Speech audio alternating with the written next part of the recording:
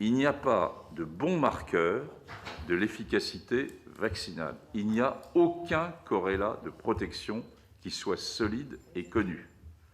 C'est-à-dire que vous pouvez avoir des anticorps à un niveau élevé et faire un Covid, j'en ai X exemples à vous donner, et vous pouvez avoir, au contraire, après vaccination, peu d'anticorps et être en contact avec beaucoup de monde et ne pas faire de Covid. Bon, c'est-à-dire que, en pratique opérationnelle, il ne faut surtout pas laisser s'installer l'idée que les anticorps servent à quelque chose. La réponse est non. Non, je voudrais vous dire autre chose. Alors, le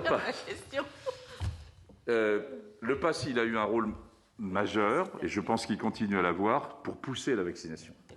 C'est pour ça qu'on l'avait recommandé. Et donc pour la troisième dose. Donc on en a besoin un peu, dans une certaine mesure, pour la troisième dose.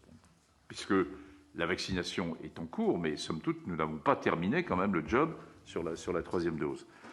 Est-ce que le pass protège réellement ?